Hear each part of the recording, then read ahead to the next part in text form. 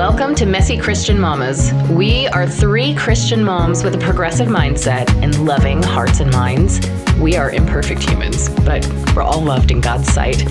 At some point, we've all felt like the church and Christianity may not have been for us, but God isn't looking for perfection. He's just looking for you. We are not experts in Christian theology, and we do not represent any particular Christian faith or church. We are simply here to be authentic, and we hope you join us on this journey.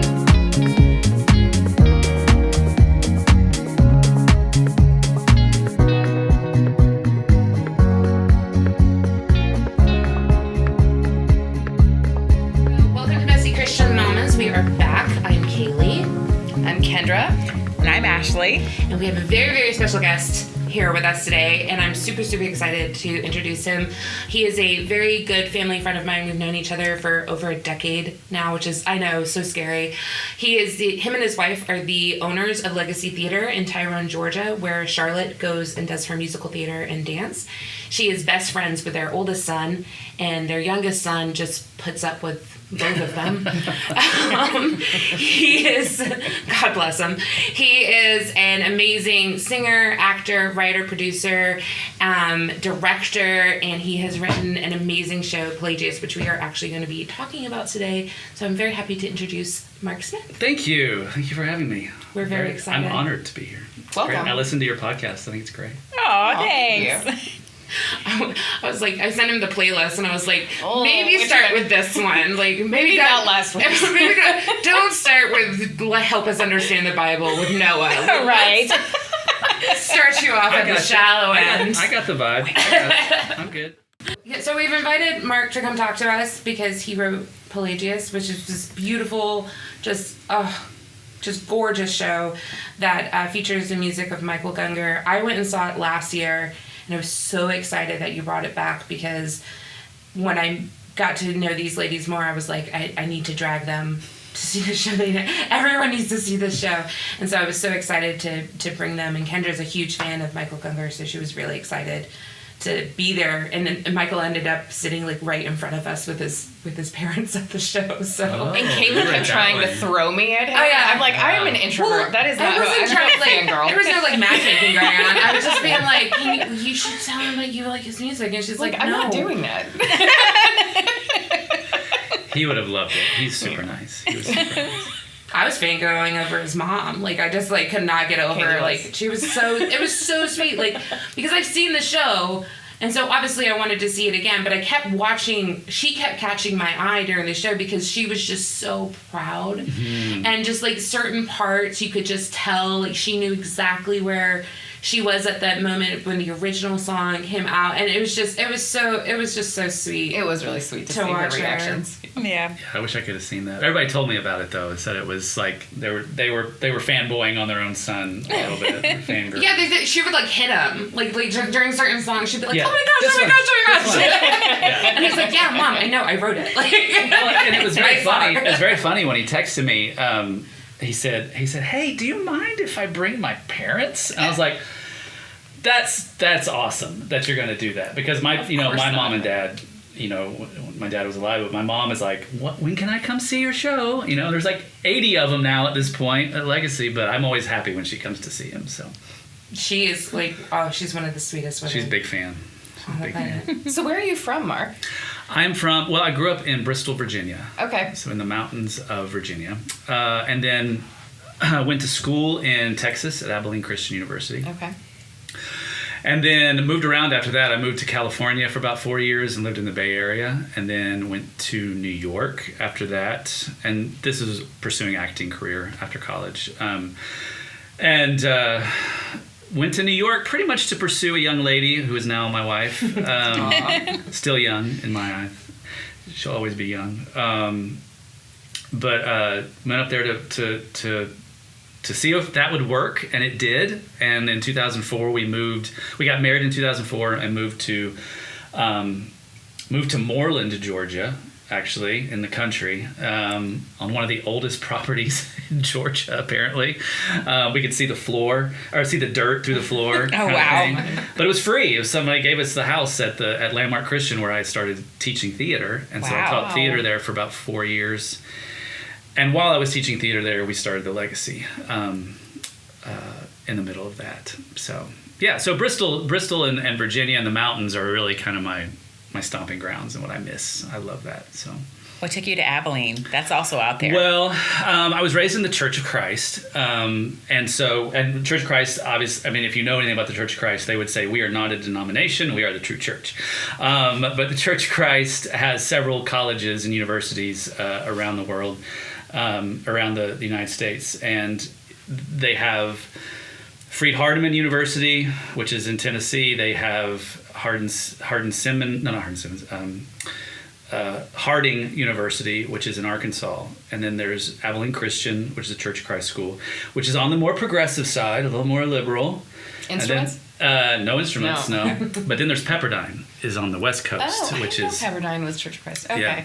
And so my parents said, you can go to any state school you want, or you can go to any Church of Christ school in the country. And so I kind of went in the middle, a little beyond the middle. I went to ACU and just had a wonderful time while I was there. I love ACU. I still am in touch with all the faculty and alumni and everything like that. So it was a wonderful time. So I love Texas too. I love living in Texas. I miss the big sky, as they call it, when you're down there. I went to Texas Tech. Oh, yeah. So I was in Lubbock. Yeah. Yeah. So, and you got to smell the cows. Yes. Yeah. I'm gonna say I lived in Houston. That was not what my experience of Texas. No, West Texas. We had oil. Yeah.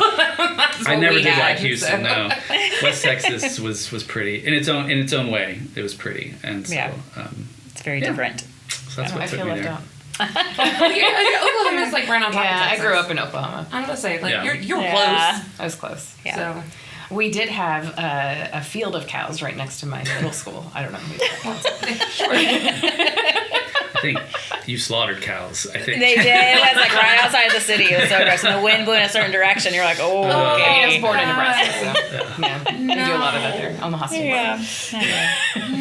no thanks. Like we lived on military bases. We were good. We didn't have to deal with cows. So I'm curious, Mark. So you were Church of Christ. When did you stop being Church of Christ? Or are Yeah, you that's my still? question. No, I would say I do not regularly attend the Church of Christ. My mom and my brother still do. Okay. They live in Knoxville, Tennessee. But I would say that meeting my wife, Bethany, was definitely more on the charismatic side, I guess, of things. That's where I grew up. Yeah, she went to Times Square Church when she was in New York. Kind of introduced me to a different way of kind of churching, I guess. When I was in New York, we actually attended Redeemer Presbyterian, where Tim Keller taught. And I love Tim Keller. I'm a big Tolkien and Lewis fan, that kind of thing. So I enjoyed that. But still, pretty straight line, Presbyterian. When we got here, we started attending a Christian church. And they used instruments, and I actually was the worship leader, was off and on worship leader for that church. So the structures of the Church of Christ, which was mainly instrumental music, no instrumental music, that kind of thing. I kind of was like, yeah, whatever, I can do without that. But I was still pretty much, the tenets of the Church of Christ, baptism only kind of thing is how you're saved.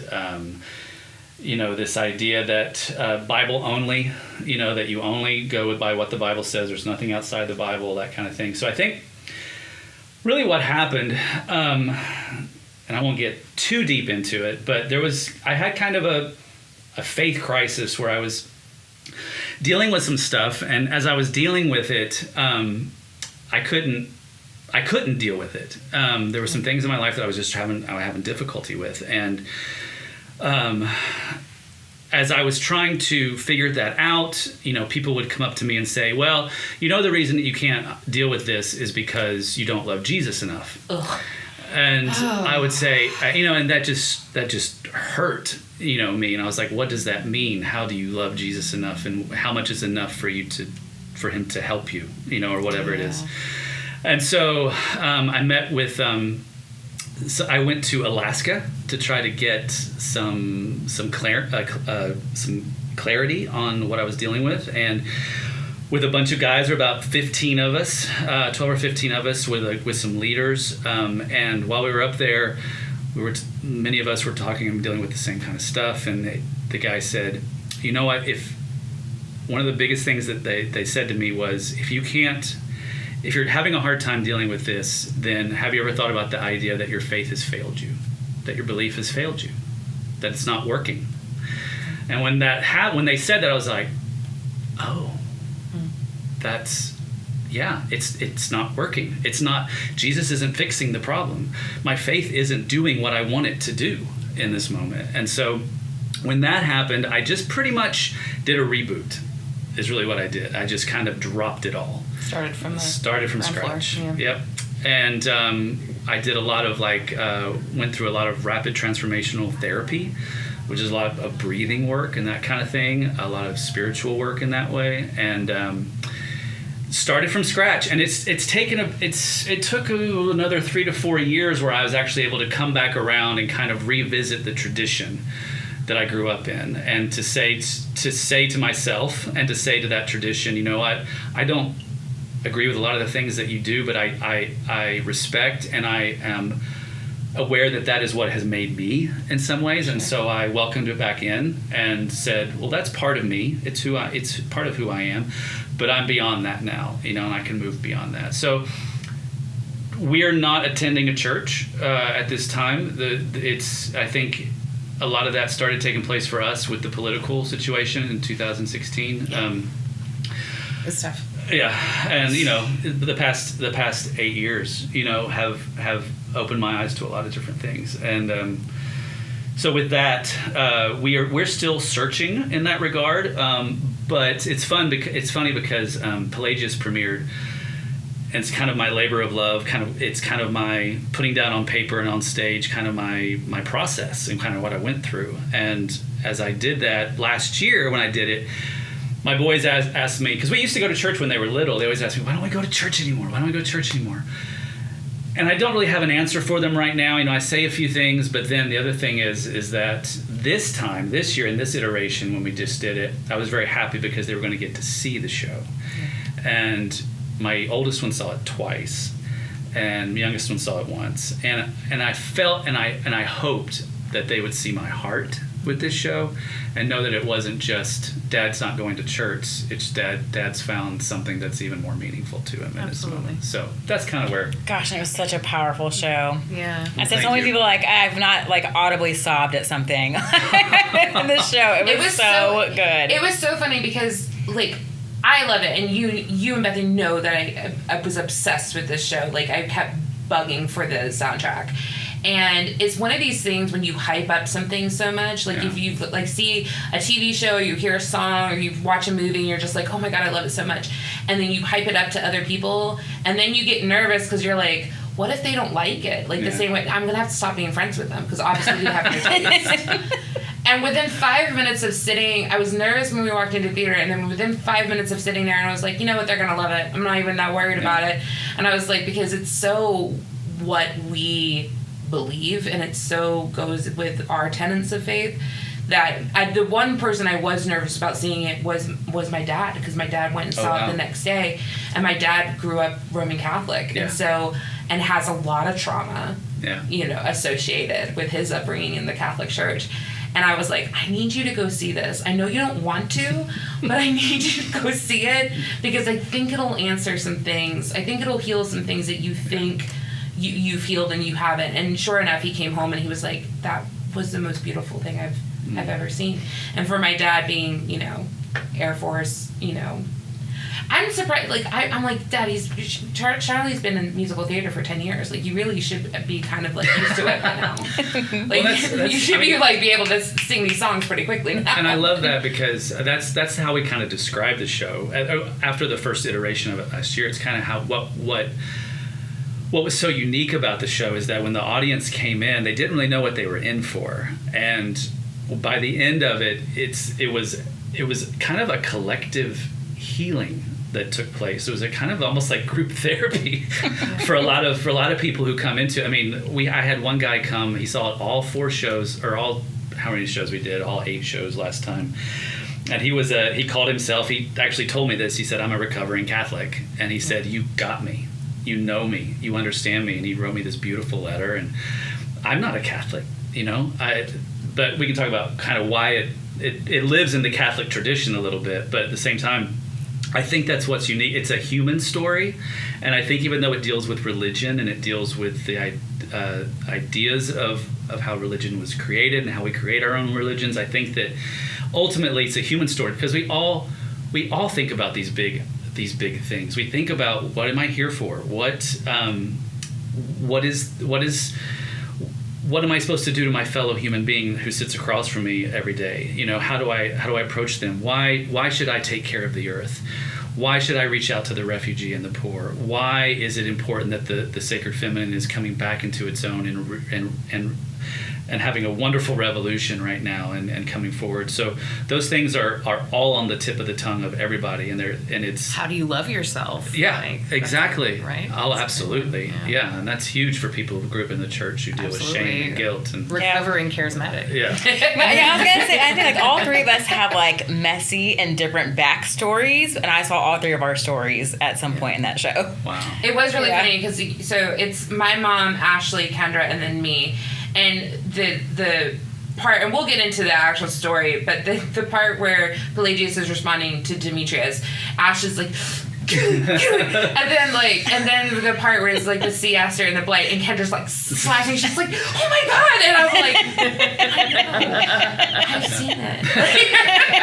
But it was so exciting to watch kind of the light bulbs go off, and like our retired pastor went and saw it that Saturday afternoon. She immediately emailed me afterwards, because she actually knows the story of Pelagius. She had researched him, and she was like, it was so beautiful, and I can't wait to have discussions about it. I think this is going to heal so many people. Please tell me that you're bringing the ladies to see it. And I was like, yep, don't worry, I'm ready. She's such a Yoked beautiful them angel in. straight from heaven. Yeah. If you can go into a little bit about what the story is. So the story really deals with two men, two true historically living men. One, Saint Augustine. We call him Saint Augustine in the Catholic tradition, but Augustine of Hippo, who taught in the 4th century into the 5th century, into the 5th century, during the fall of Rome, and when Christianity was kind of finding its place within the larger world, and also a individual named Pelagius, who was a Celtic ascetic or a monk at the time, who actually traveled to the ancient world, to Rome, to the Middle East, to Palestine, to North Africa, and kind of spread a different idea of Christianity that actually had him eventually kicked out of the Catholic Church by Augustine and his followers, and he was kicked out, and he went back to Wales and continued to write. But unfortunately, kind of the way things have gone in this world, a lot of Pelagius's writings are just now kind of coming into light. They've been banned. They've been kicked aside. A lot of the things that have been written about Pelagius have been through the eyes of Augustine and his followers, so we don't know a lot about him. Mm-hmm. But on the other side of it, Augustine's writing and Augustine's scholarship survived the sacking of Carthage and the kind of just the aftermath of the destruction of Rome. So his library actually survived, which is why so much of our thought, so much of our belief is based in his philosophy. So my goal was to kind of put a magnifying glass on these two men, not just what they taught or what they believed, but who they were and what influenced them. And I did that through Michael Gunger's music. They kind of went hand in hand for me, which we can talk about, but it really was their life in parallel from birth to death, and kind of letting the audience make a decision for themselves as to whether or not they might not take a side, but maybe think, you know what, I might want to live my life in love, as opposed to feeling like I have to live within this structure, this patriarchal structure, this idea where Christianity was kind of hijacked by the Roman Empire, so yeah, I let audiences I wanted to make sure that I let audiences kind of make their own decision, if they even make a decision, but to live with these two men for a little while and see if there's anything that reflects within their own life. I do like how you set up, though, Augustine. for us to have sympathy for him, to set him up as an actual man, and to see why he felt this way. Because I think a lot of the times when you only see a surface of a charismatic preacher, like, you don't know their backstory, so you don't know what led them to that path. So kind of knowing where he had come from, it was like, well, I kind of get why he was that way. He dealt with a lot of trauma in his life, and that's how he dealt with it. And living under the thumb of the Roman Empire had to be really difficult, and he decided to go the way of that. So it was nice that, because you're just like, well, now I can understand. I don't agree with him, but I can at least understand why he felt. Well, and ultimately, I didn't really come across the conflict of the story. It was just a story about Pelagius to begin with, and it was kind of like woo and ethereal, and like just kind of showing his life, and I was like, no one's gonna get this. And it wasn't until I really started to write Augustine's story beside it. That's my story. And when I wrote him, I wrote from my experiences and my emotional connection to him. So Pelagius does seem on the page and on stage a little bit more of an idealized person, whereas Augustine seems a little more fleshed out in that he does seem to be more about what we have grown up in, and a tradition that we have grown up in that celebrates what I like to call it, when I was talking to my actors about it, is that we as Christians sometimes are so inclusive that we are exclusive, that we feel like we have the number, we know exactly what we need to do, and if you're in our group, if you're in our little mix, then we will include you. But we're gonna love everybody else, but it doesn't feel like that. It doesn't look like that. So, that was kind of my journey as I wrote it. Is a lot of my healing actually came through writing Augustine. His trauma feels it's so visceral. Yeah. Well, and it's funny because I don't think you guys were there on the very last night, but in our talkbacks with me and Michael, I said, I'd rather stay away from theology. In our talkbacks, I'd love to talk to you afterwards if you want to talk about theology. And a lady in the talkback said, she said, now Augustine, she said, at the end, I just didn't get it. He's singing a song to a woman, that are his words, late have I loved you, and he's singing it to a woman. I said, yeah. And she said, I just didn't get that. And I said, well, we can talk about it afterwards. She said, but isn't he supposed to be singing those words to God? Isn't it about him and God? And I wanted to say, and I wanted to have a conversation afterwards. I said, how do you think he learned how to love? Yeah. It was with another person. That's how we all learn to love. And when you read that "Late Have I Loved You" poem that he wrote, that Michael put to music, it's quite sexual in nature. It's about ravishing and loving and holding, and just pouring love into somebody, and its words are sensual, and people look at it like, whoa, sometimes, but I took that to say he's thinking about where he found true love, where he found what love was most to him as a human, was with this woman that he spent so much of his life with, that he had a child with. And I said, that's where we learn love, and that's how you can then apply it to the universe, to the creator, whatever it is. So I wanted to explain that, but she couldn't get through it, that's supposed to be about God. I was like, well, and it came back to that whole, like, well, you don't love Jesus enough. What does that mean? Yeah. What am I supposed to do with Jesus to love him? That's one of those things where, like, we talk about it all the time, where Jesus is up there just face-bombing, being like, I didn't say that. That's not what I meant. You're not getting it. Why aren't you understanding this a little bit better?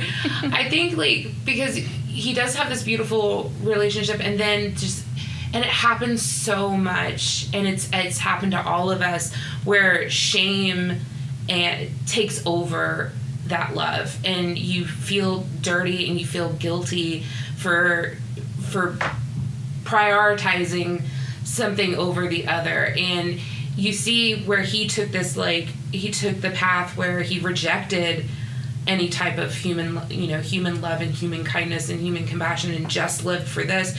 And then you see Demetrius writing to Pelagius saying, well, this is what I feel this passion, I feel this desire, how can this be bad? If this is a part of me and I believe in God, then why should I feel bad about why do I feel closer to God in these moments? When she turns around and says, I feel closest to my Creator when I feel this desire.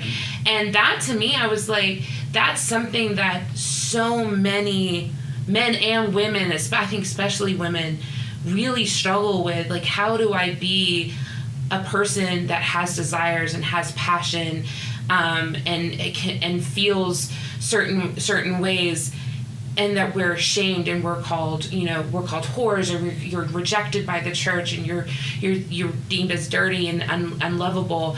And Pelagius' reply to that is that, that's all stemming from God. God is creativity. God is passion. God is desire.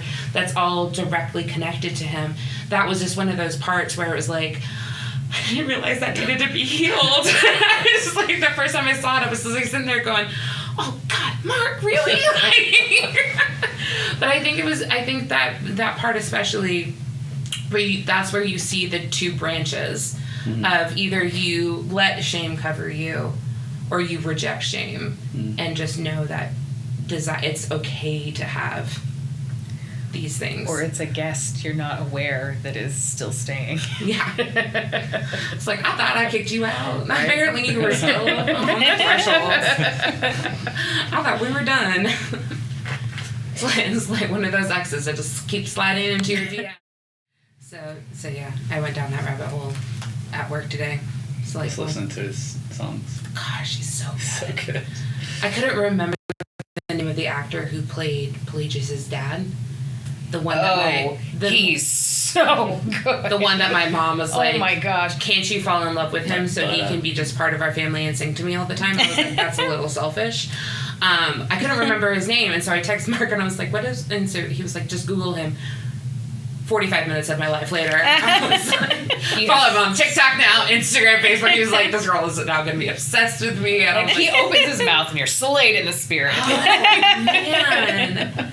When he's standing in front of the cross, and it's after the argument that he has with the villagers, and Pelagius is like, no, like maybe we should go to war. And when he starts singing, I'm just like, ugh, oh my heart, I can't.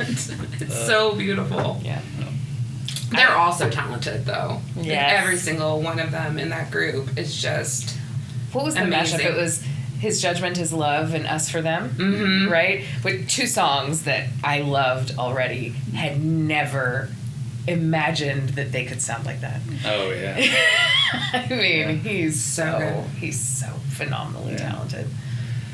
Yeah, they're all so good. And then, because a lot of them are in repeat performances, so it is kind of funny sometimes to go because when you're a legacy parent, you see all the shows, and some of them are actually teachers as well, so you know them on a pretty personal level.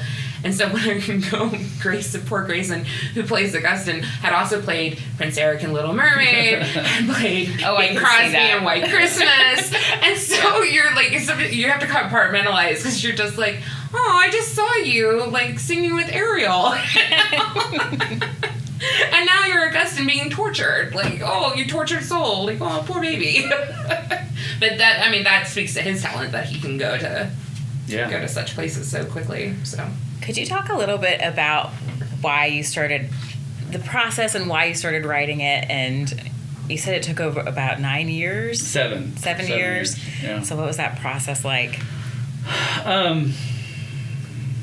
Well, they say that creating art or writing a book or writing a novel, writing a short story, anything, creating art is one of the most difficult and one of the most rewarding things you can do. And it really was. There were days I was just like, screw this. This is too hard. I couldn't get the words right. I couldn't put it down on paper.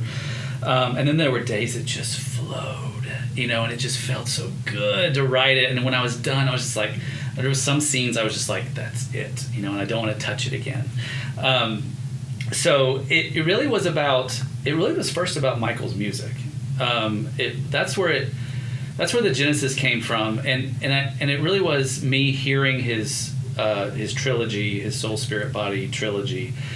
And he doesn't realize this, but his music, and he does now, is very theatrical, and it's theatrical in that it connects to your emotions almost immediately. I've said this before. You know exactly what you're supposed to feel when you hear some of Michael's songs.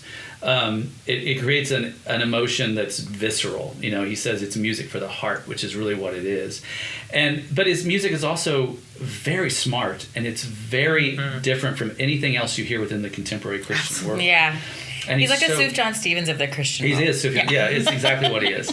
And who has a musical, now. They turned Illinois into a musical. Oh, I did not know that. Yeah. And it broke my heart. It was beautiful. Beautiful I bet. show. But that's where it, and I just started Us for Them was actually the first song. I was like, this sounds like a Act 2 climax or something like that, songs like Light. This is a song that instantly brings up an emotion, and I immediately saw a father and mother, and that's how they wrote it too. But it was a father and mother holding a baby, and then the mother's dying. And I saw that in my head. The song "Am I," which is towards the end of Act 1, was one of the first songs so also, which is just the typical question that you see in musical theater. It's the Little Mermaid part of your world song. Who am I? What am I destined to do? The journey all of us are on. Yeah, and so that song speaks to that. And then the cool thing was, then I started writing the Pelagius part of it with some of that music. And then when I picked the Augustine part, I was like, oh, Michael's been on his own deconstruction as well. I was like, let me go back in his catalog. Fascinating journey that his own faith has taken, too. Yeah. Not to get into that today. But yeah, so I was like, his album Ghosts Upon the Earth, and Beautiful Things, and really kind of are a pleas from his heart about why is this not feeling right? Why can't I be enough? Why am I not good enough? Why do I struggle with this? And is it okay to struggle with this? And is it okay to question? And that was that point in his life, and I was like, that's Augustine's story. That's Augustine and his, that's my story. That's all of our stories that were in the church. Is it okay to question? And so that's when the two started to, and they have such different viewpoints and different styles per se, because his style of music in the early 2000s up through 2012, 2014 is very different from what he's written past that, and it comes from a different place. It comes from a different spirit, and I think that's where it started to make sense and to really come together as a musical. And then it was just a matter of reaching out, getting permission. It was a matter of kind of connecting the dots. Where did the story feel like it needed a song? What song spoke to me? A lot of times it was just a song demanded a scene, like his Judgment is Love really spoke to me about kind of the struggle that was happening in Scotland and in Ireland, actually all over the United Kingdom at that time. Was they were a conquered country, and they were trying to figure out how to be a subjugated people, and they didn't want that anymore, which speaks to many of our countries today. Yeah. But the idea that it's not about war. It's not going against the other. It's about what makes us one together, and how can we find that common thing.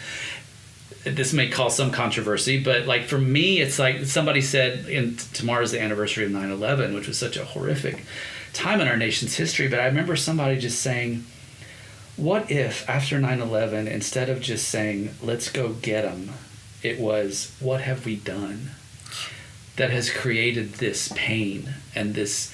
And we can say that now. At the time, it was so painful for us, and we just wanted some kind of revenge or something. But 10 years down the road, I was like, yeah, what if our world had moved on in such a way that we said, let's talk to me about what we've done that has created this pain in you, and how can we solve that? You know, what can we do as a country, as a nation? I always feel that way when you see like a parent of a child that's been murdered, Right. that is at the hearing for parole for the person Right. who's committed that It's crime, amazing. and says, you know, I forgive you.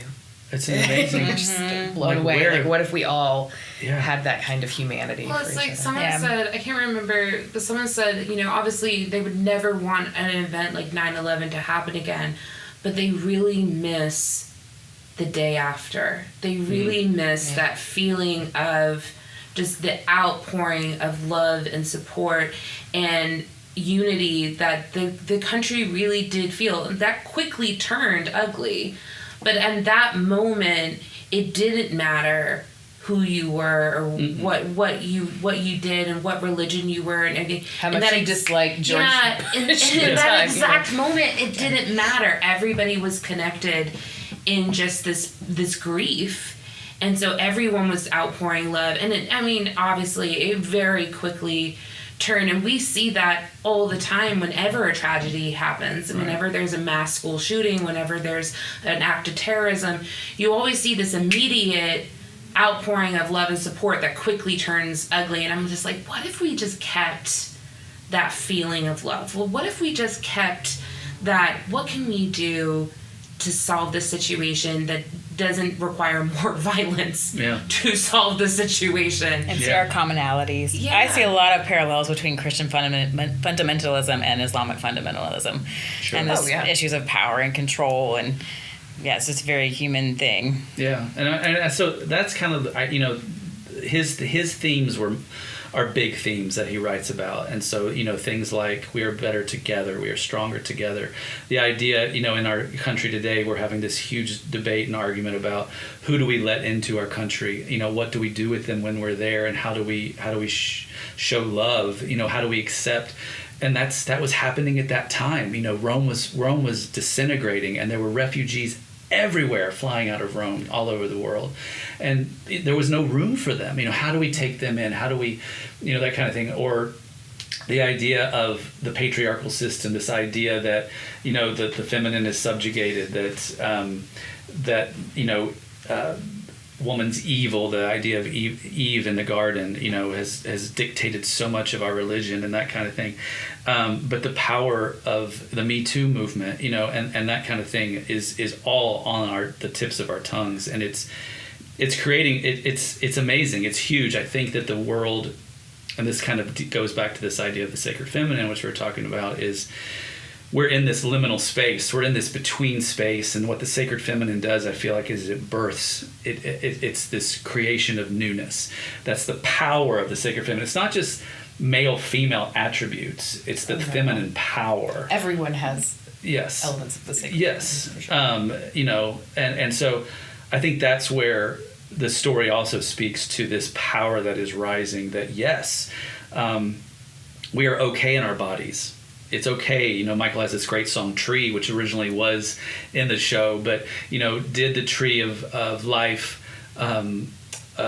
reject its body? No, it's just a tree. It's beautiful in itself, and that's kind of the idea as well, this idea of guilt and shame that we bring on ourselves. It's like, no, we are good. We are good at our core, and I think that people want to hear that, today. By the way, that tree, oh my God, it's gorgeous. Oh, that cool? Yeah, So thank you. Yeah. beautiful. Like one of the most beautiful set pieces I've ever seen in my life. Thank you. That was the first thing I wrote, was upstage center stands a tree, and it because it parallels Augustine's story of that story when he was a teenager and he climbed in the tree and ate the pear, and he wrote about it, how he just felt so guilty and that kind of thing. But it also parallels this idea of the oak in the Druidic, and Druidic means oak given or oak gift or something like that. It's part of their culture. It's where they built their homes in the Celtic world, so that kind of parallels the two. And how do we view the tree? The view is either life, or the view represents death to some of us. This so we have different views on that. So yeah, there's a lot of symbolism with that one. Yeah, that's interesting. It's so good. It's just so good. So I would love to hear a little bit more about Pelagian theology and why it was so interesting to you. And some of the reading, I know we were at the talkback on Saturday night and heard a little bit about the author that you used to inform some of your work. Yeah, John Philip Newell was introduced to me by these guys in Alaska that I worked with, Seth and David Taylor. And it was the first time that anyone had ever introduced some themes into my life, like, you know what, Mark? Because this had been pounded into me from the time I was a kid. Was, you know what, Mark? You are in essence good. And I feel like if you start from that place, if you start that we are all of God, we are of the substance of God, and that is a good thing. If you start in that place, then the idea of sin, or the idea that we've kind of sometimes, in our lives, we move away from that goodness. And we need to be reminded of what that is. John Philip is very, very big. That's one of his big things, is that it's not that we start in a place of bad. We start in a place of good. And to me, as I was struggling with so many things in my life, that seemed like a smaller jump. If I started with the fact that I was good, then some of these things that I'm dealing with don't. And that's one of the things that Pelagius says in the show, is that we don't have to try so damn. We'll start crying. We don't have to try so damn hard, And my son says that. He goes around saying, "Dad, you don't have to try so damn hard." And I'm like, "Okay, that's fine. Say damn. I don't care." That's he's like, "Dad, you wrote it. You can't get mad at me." That's beautiful to me, and it puts so much pressure off. And so that idea, the idea that a lot of it, and a lot of people aren't kind of ready for this idea, but the idea of the substitutionary atonement theory is probably one of the worst things that's ever happened to Christianity in the history of Christianity. I feel like in many ways, that struck true to me. And again, theology, that's its own thing. But to me, there was so much that didn't make sense with what I was growing. And I was like, and it's funny, John Philip tells a story. He was in a group of Catholic nuns. He was teaching to a group of Catholic nuns, and he was talking about this idea that when a child is born, that we see the light of God fresh within its eyes, the idea that light has come into the world. And how can we think that this thing is bad? Yeah, I always struggled with that personally. Yeah, and this lady said at the end of the conference, this lady came up to him, just walking so strongly down the aisle. She's like 75 years nuns old. Do. Yeah, and he's like, "Oh boy, I'm gonna get it." And he said she turned her book around, and on the front page it said, she said she had written, "I knew it. I knew it." That if I knew that this was the case. I knew we were born this way, and I just needed somebody to help me see it. And he says, "I wish I kept that book, because to hear that from somebody that it makes so much sense." So I think that Pelagian, the idea of Celtic Christianity is a strain that's gone through.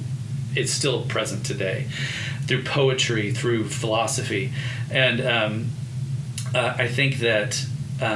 The things that really ring true to me are the idea of the sacredness of the earth. If we don't take care of the earth, we don't take care of ourselves, and we're not really truly taking the idea that we love God, ultimately a creator that has created this for us. The idea that we are born sacred. The idea that woman is to be uplifted. The idea of the sacred feminine in the Druidic culture, this idea that these priestesses were women, and that they were able to connect the earth and the heaven, and they brought that into the Christian religion, is so beautiful to me, because we have dealt so much with that this idea of the masculine, and the idea of power, and the idea of the discarding of the earth.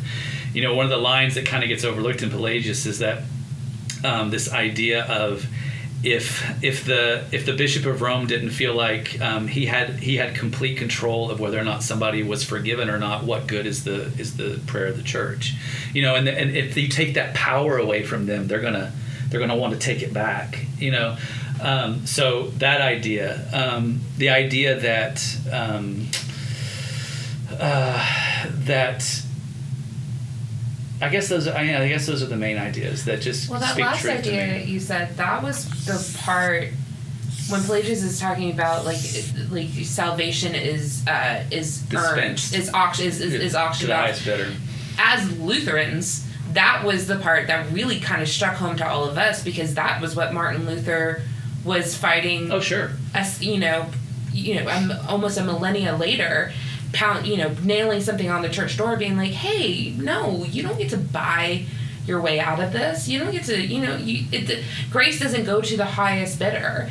And so, listening to that, I was like, that was being argued 1,000 years before, and it's still being argued to this day, where people still want power. Yeah, where Right, you have to earn grace. And we have talked about it so much on this podcast that if you feel like you deserve grace, then you're in the wrong spot. Right. Because you don't do anything to earn grace. You don't do anything to deserve. It's a free gift. It is a gift that is freely given with no strings attached. And anytime a church tries to put strings on grace, that's where you're going to run into problems. And talking about masculine power, we literally yesterday just recorded an episode with our friend Anna, who's an ordained minister, talking about women in ministry and how in 2024 only 20% of ordained ministers in the U.S. are women. Now that's a huge leap from 1960. Yeah. It was almost a 2.7%. Yeah, like an 18% leap. So I mean, it's in the right direction, but it's still one of these things where you're like, if you just come on, Well, guys. I think it's, to me, it's a very small semantic. What Augustine would say and what the church would say sometimes is that the grace of God is the only thing that we can is the only thing that can save us. That that we're born evil, and that without grace we cannot do it ourselves. Right. What Pelagian or what the Celtic idea would be is that we still need grace. We need grace to bring us, but what grace does is it restores us. Reminds us. It reminds us of our true self, as opposed to, I can't do it on my own. It's not that. It's that we need both. We need the power within ourselves, and we need grace. We need grace. We need Christ's example. We need that whole story. We need that forgiveness to move forward. So I think that it's a fine line. It's a very fine line of looking at it. But to me, it's all the difference between living in despair and guilt and shame, and living in the idea that, I didn't really mean to do that today. I probably shouldn't have said that to that person. I probably should do this differently with my money. I should probably, this kind of thing. It's not me saying, well, here I go again. I'm a horrible person. I messed up, and I can't do it myself, and all this stuff. It's just to say, whoa, take a minute. You are. Where do you ground? Go put your hand against a tree. My aunt talks about that all the time. She says, I just go outside and I go ground myself. You really go hug a tree. Yeah, it really is. I have too many bugs. I'm not gonna hug it. Don't do anything. But just that idea love that we're returning back it. to our roots. And that's the prayer that I say in that, is that the child's prayer, the family prayer. The idea of earth and soul and compassion and wisdom and all those things, I think, is just something that speaks truth. We actually talked about this in one of our Bible study classes about Pelagius, and we talked about how I just feel like it's such a healthier way of looking at life, that just acceptance and free will and autonomy, and just having that in mind instead of shame. But of course, talking about power dynamics, that's why I think that's not focused on, because that gives the individual more power. They walk in that. Yeah, because John Delano, so I wrote down his quote because I'm reading Christ at the Cross. You should be proud of me. He says, grace is given to save our nature, not to save us from our nature. Yeah. And that, I think, is that fine line, is saying that, just because the whole story of the sea aster and the blight, like a botanist doesn't describe a plant based on the disease that the plant has. it describes the plant, and the disease is just something that the plant is dealing with. Yeah. And we talked about in the Bible so study. beautiful. Yeah, we talked about in the Bible That's John study Phillips' how analogy. Yeah. how people who are dealing with cancer, like, they don't want to be known as a cancer patient. Like, they have Right. whole personality outside of the struggle that they're dealing with. And so that is how God sees us. He sees us as Kaylee, as Ashley, as Mark, as Kendra, and not as the sin. Whereas the world may see us as, recovering addict or, alcoholic or this. That is how the world sees you, but Jesus isn't seeing you that way. And grace isn't saying, well, you have to fix this in order to be perfect. You can be perfect and still deal with this. And I think once people realize that and get that, it is incredibly freeing. What are the next steps for Pelagius? Oh, Now that everybody wants to see it. Next steps are kind of up in the air. One of the big reasons we did this iteration was because I wanted Michael to come see it. He'd been aware of it, but he never really invested in it, like in terms of like coming to see it and being proud of it, or saying, no, Mark, I don't want you to do anything with this anymore. And he came and one of the things he said was, after the talk back, one of the things which was so empowering for me was that he said, I just feel validated. I feel like my work has been seen. He feels like I have been seen. I heard him say that. That was so powerful. Yeah, and he talked to the actors and me after the show, and he said, I feel like for so long I've been like pointing at the moon. And Mark, you finally came along and said, oh yeah, look, there's the moon. So that meant a ton to me, that I got his music, and that he felt validated and seen. So with that, he asked me, he's like, what do you want to do with it? Where do you want to go with it? And I said, I don't know. I said, ultimately, I would love it for it to have a bigger audience, whether that's licensing, whether that's, allowing it to be produced by maybe some universities or, some other theater companies. And we did talk about maybe doing some fundraising in order to get a venue maybe off Broadway or maybe in Chicago or LA, something that has a bigger draw for people to see it. So right now, because I'm directing like 5 other shows at Legacy, it's a little bit... You're busy. Yeah, it's a little bit... Bethany doesn't necessarily want to hear about it right now, my wife, and, because I've got other things to work on, but... She needs to keep you focused. Yeah, exactly. But it's like, this is great, honey, but... Yeah, it's great. We you can used a lot of money. A little bit. Yeah, now it's done. So I think I'm working on getting it copyrighted. So I have that. I'm in the process of that. They're asking for a lot of information that I need to put in there, so that way it does have a copyright. And then Michael is actually working on some new stuff for it, which is cool. Oh, that's wonderful. Yeah. So I was wondering if that would happen as a result of him seeing it. he said what he said. He said I'd love to have it. I'd love for you to let me have it and see what I can do with it. And I said, great. Take it. It's always been yours. It's always been part of you anyway, And so he's written some new lyrics, like for the opening song. He already wrote some new lyrics for that kind of matched what was actually happening on stage. He changed some of the lyrics for this last iteration, which we needed. And so yeah, I think now that it's on his radar, I think that he's proud of it. Yeah. And I just got an email from like a Gungor fan, like a mega Gungor fan that drove up from Florida, who just said they were just awed. They said this has to have another life, whether it's regional theater or just let me see the video, whatever it is. So and that's goosebumps. validating. Yeah. Just like artists get together and like something is growing and blooming. Yeah. And it may not be another 7 years, I don't know, but I'm okay with that. If it's my one work. work. Wait for Charlotte and Des to get older, and then they can take over the. Jeez. They can take over the main roles. I'll go live on the beach. I have no problem.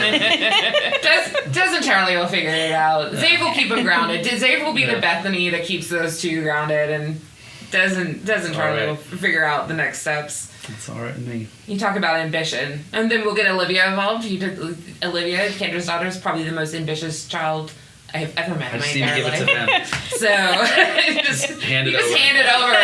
They'll take it the rest of the way. So, but yeah, it's such a beautiful show, and it's one of these things that over the last year, it has popped into my head so many times, and it's one of these things that, because our families are so close and we've known each other for a long time now. When Dad pointed out it's been over a decade, I had the same reaction you did. I was like, oh God. But it was one of these things where, the generosity that your family has shown us, and the relationship that our kids have and everything is so precious to me. But then seeing this show, and Bethany pushed me so hard to see this show. And I was going to see it anyways, because I go see all the shows because I'm a supportive legacy parent, like a good parent. But she really pushed me to go see the show. And she was like, I really feel like you need to see this show. And I do feel that was a God moment for me to have me get over myself and go watch it. And that show just...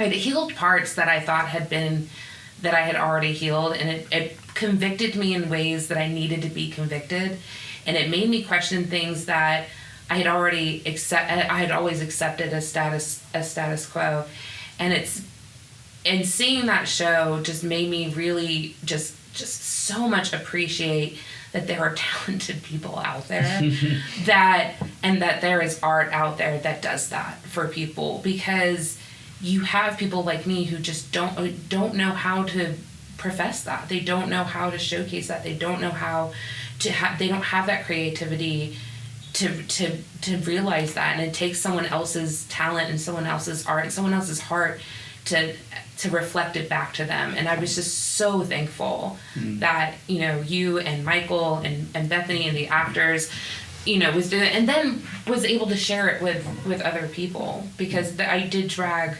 quite a few people to the second showing that I knew needed to see it, and I got to have a lot of I told you so moments. Well, it's one of those pieces too. It's like art can mimic life, but then art can also drive culture. It can drive new growth. And I feel like this show is one of those things. Well, and it's fascinating you said that, because we had a pastor, I think he was a Baptist minister or something. He came to see this show last year, and he stopped Bethany in the lobby. He said, every 500 years or so, the church just needs an overhaul.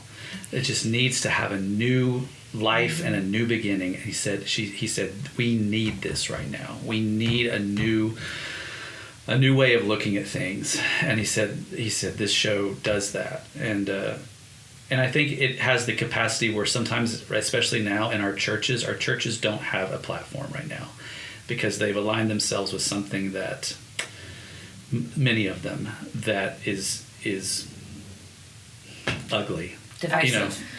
Political, and the political machine wants to destroy. They want to control and they want to destroy. They want to divide. It's easier to conquer if there's divisions. So I've recently made the decision that I'm going to go into seminary and become a minister myself. And seeing things like this, there's so many things that I want to say right now, but there's so many directions that faith can take you in, and so much that's already written down on paper that's expected of you to deliver to a congregation. And that's not necessarily what I believe. So seeing things like this, I'm so glad you said that, Ashley. It's just so important to open your mind and open your heart up to these new ideas that can help inspire the next chapter. One of my good friends' girlfriend is getting her doctorate in theology, and she's going to use the piece in her classes because it's a way for her students to kind of see. She explained it as like going outside the box as to how the things that we teach you, that we try to present to you, can be expanded upon, and how we can apply them to our lives. And so I was really honored, that she was even going to do that within a Catholic, university. So but I think that's what art does so beautifully. Yeah. And that's the other thing. It's the welding of it's the melding of music, Michael's music, John Philip's words and thoughts and ideas, and the theatrical idea that I brought to it, and all three of those combined made something incredibly beautiful that each one can't do by themselves necessarily. The word can only do so much when you read it. The music can only do so much to your heart when you do it. theater can only do, but when you bring them all, it's like almost like a double whammy. You know, it's like boom. You know, it just hits you. Well, really you're hard. immersed in it. There's no when you're sitting in a theater, there's no escape from the message. Yeah. You have to sit there and you have to pay attention, and you have to, and you let yourself go. It's easy to forget your surroundings when you're in a darkened theater and you're just being surrounded by something. It's easy to forget how ugly the world is. That's why people go to the theater. That's why people go to the movies and concerts. They want to escape the ugliness and the divisiveness that they're having to deal with every single day. Yeah. So for 3 hours, they get to escape that, and they leave thinking just a little bit more hope, and just having a little bit more hope, and just a little bit more understanding, and maybe a little bit more open-minded. And if everyone just would leave these situations with just a little bit more hope and a little bit more open-minded, like how much more could we get further? And you look at artists like Michael, whose thoughts, whose ideas are so progressive for Christianity right now, and his music is so beautiful but so difficult to use in a worship setting. Oh yeah. Like, what worship instrumentalist can play that music for one thing? Like, he's just such a beast. But his string work, any stringed instrument, he's such a beast on, and even the vocals, it's hard for a congregation to sing along with it. But I love the way that you utilized it. It's such a wonderful way to deliver his music and his message. Oh, thanks. Yeah. Thank you.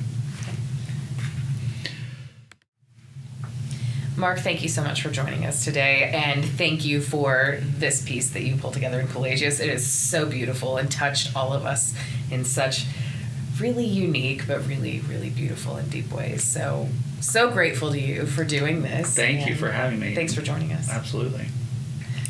And what's coming up next for you, Mark? Actually, let's Legacy. What do you want to promote? A beautiful show that we premiered in 2018.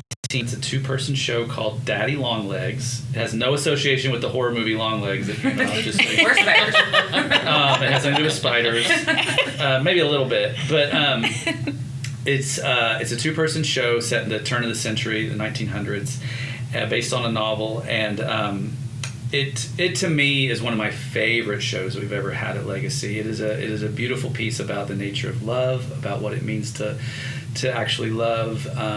And I think that it's special also because in 2018, my good friend Sarah was slated to direct it, and she passed away from cancer before she came to us. And one of the lines in Pelagius is based on her. The dad of Pelagius says, "Why do mothers die before their children, before they can raise their children?" And that was written for Sarah, because it was a question I was asking. Why? And the question was, I don't know. Or the answer to the question is, I don't know why. But to me, the show has so many beautiful moments. It's an ode to art. It's an ode to literature. It's an ode to the human heart. So come see it. And then you have, when does it open? Charlie and the Chocolate Factory. This weekend, Friday. Oh, this weekend, okay. Yeah. Charlie and the Chocolate Factory, big show for the holidays. Yeah, Christmas show. Come see Charlie. That's going to be awesome. And then you have Jersey Boys in the spring. Jersey Boys, which will be a big hit, I feel like. And then We're so excited. the Play That Goes Wrong. So if you're familiar with the Goes Wrong shows in the UK, the Play That Goes Wrong is one of the funniest shows you'll ever come see. So Fantastic. maybe And we're I'll be so in that. thankful for Legacy in general. What thanks. an asset to our community. Well, Absolutely. I'm extremely grateful until certain times of my life. We also have Pirates of Penzance. We have Pirates of Penzance. What a Charlotte. show. Yeah. Don't say starring Charlotte. She'll take her ensemble part way too far. That is actually one of the funniest stories with Bethany is a thing with Charlotte. So when Charlotte has been at Legacy since she was 2 years old, and when she was 5, they did The Descendants, and Charlotte at 5 years old decided she was going to try out for Maleficent, which is one of the main roles. And Bethany and I had to sit down with 5-year-old Charlotte and say, look, like, theater is all about paying your dues, and you're not always going to get the starring role. There are seniors in high school that have been working really hard their entire lives for this. And she was like, okay, I got it. And then the next year, where do they cast her? As young Elsa in Frozen, totally defeating the purpose of paying your dues. So ever since then, she's like, well, I was Elsa. And I was like, oh, God. So, but yeah, we're incredibly thankful for Legacy. I have bought strong headphones for those reasons, but she loves it, and it's given it gives all the kids that go there have such an amazing sense of confidence, and you can just see it. Yeah. When theater's done right, that's what it should do. Yeah. Yep. Yeah. It's so awesome. So That's Thank wonderful. you. Yay, Mark. Yeah. Thank you, guys. Thank you for listening to this episode of Messy Christian Mamas. You can find us on YouTube, Spotify, Facebook, and Instagram. Until next time, embrace the mess, share the love, and shine your light bright, my friends.